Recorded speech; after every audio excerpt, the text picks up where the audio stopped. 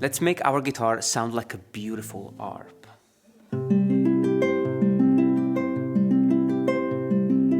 We're gonna use 4 plucking fingers on 6 strings. I call this the cascading pluck because it moves from the lower strings to the higher ones in one fluid cascading motion. Since this arpeggio covers all 6 strings, we need chord shapes that actually use all 6 strings. That's why we'll be using bar chords, which give us full string coverage, and open chords that include all 6 strings. We are in A minor key. The first chord is A minor, played with the barré technique on fret 5. The second chord is E minor. We're playing this bar chord with the bar on fret 7. Now A minor again, with the bar on fret 5, and then E minor finally in open position. Then we have F major with the bar on fret number 1 and C over G. Such a beautiful chord. Now E minor and G major.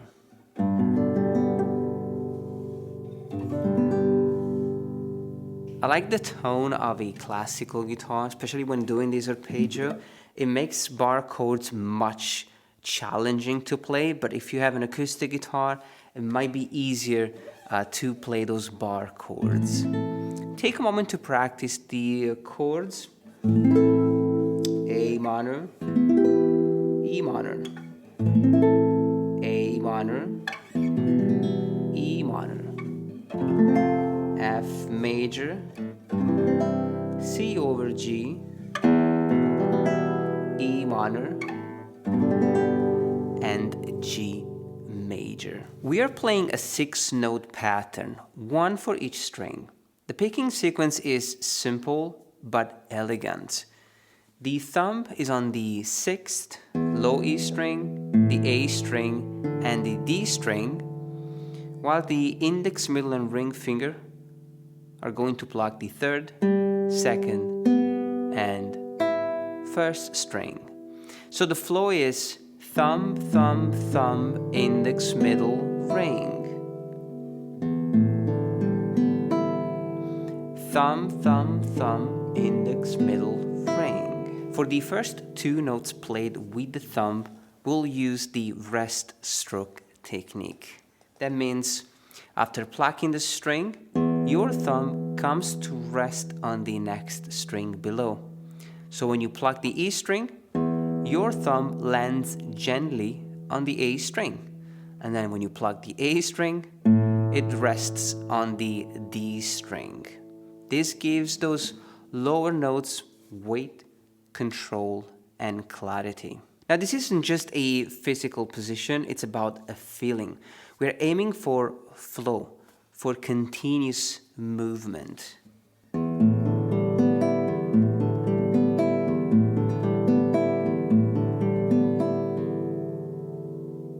Let's try with the A minor chord, rest stroke, and then free stroke, free stroke, free stroke, free stroke. It's a beautiful pattern of 6 notes. 1, 2, 3, 4, 5, 6, 1, 2, 3, 4, 5, 6.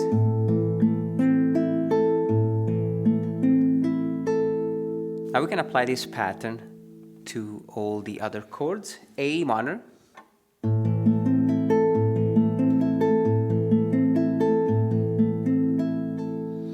and I like to slow down before changing to the next chord.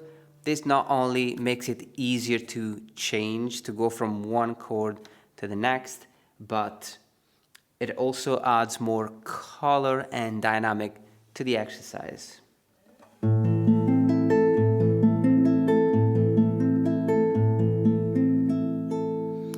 E minor,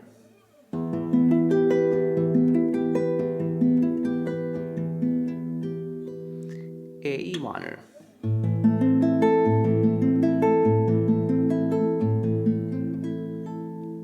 minor,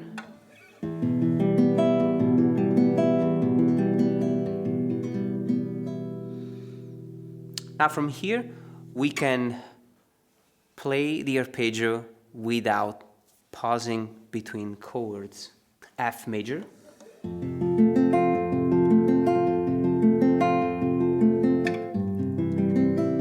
C over G, E minor,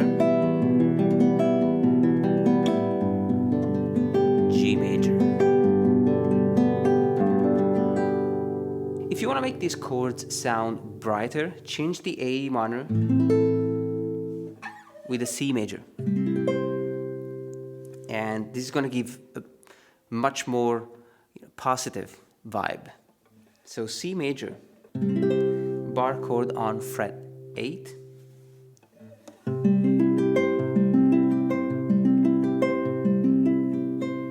E minor,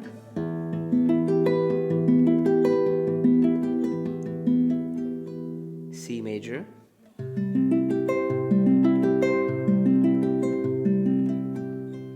E minor,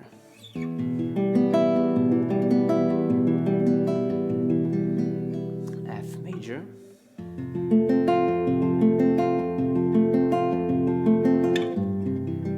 C over G, E minor,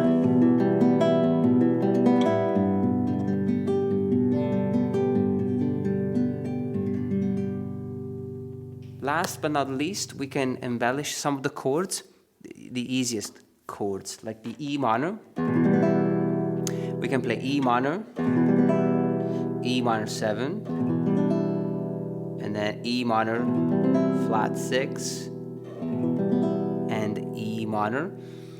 We can also embellish G major, G major, G dominant 7, G6, and G6 without the third. The arpeggio is the same, we're just changing the note at the beginning of each pattern. For example, for the E minor,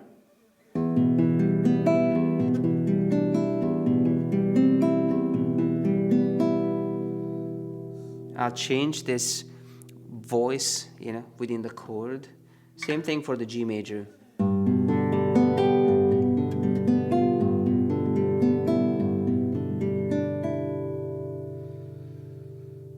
And it does a lot to the chords because now some of these chords will have a moving melody within the shape.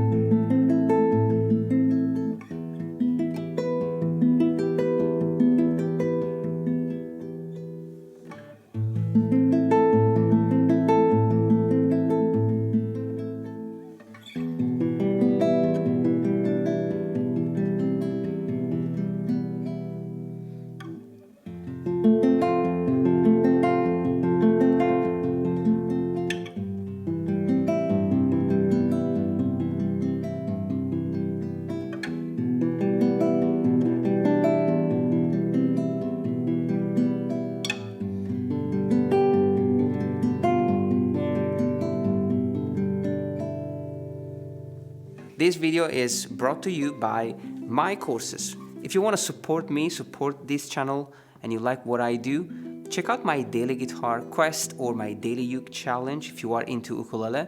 I'll send you a video every day from Monday to Friday, so you can learn more about fingerstyle, strumming, technique, creativity, and musicality. You can also get the tabs for all my YouTube videos on my Patreon page, tabs and sound slice tabs, so you can play along with me.